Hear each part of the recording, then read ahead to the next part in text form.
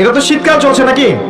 শীতকাল সম্পর্কে দুটো কথা বলে দিয়ে আপনার উপকার হবে ইনশাআল্লাহ, আমাদের উপকার হবে ইনশাআল্লাহ।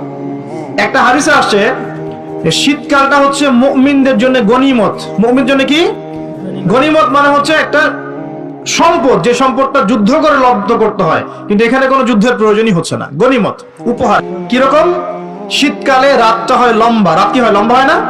এতে করে সারা রাত আপনি অনেক ইবাদত করতে পারবেন। আর দিনটা হয় ছোট। দিনটা ছোট হয় না? এতে করে আপনি দিনের বেলা সওম বা রোজা রাখতে পারবেন। শীতকাল আসলেই সাহাবীরা বলতেন আহলান সাহলান। শীতকালকে বলতেন আহলান সাহলান। শীতকাল তুমি এসেছো, আলহামদুলিল্লাহ। এখন রাত্রেবেলা হে কোরআনওয়ালারা তোমরা উঠে যাও এবং কোরআন তেলাওয়াত করতে থাকো, এবং দিনের বেলা তোমরা সওম পালন করতে থাকো, আলহামদুলিল্লাহ।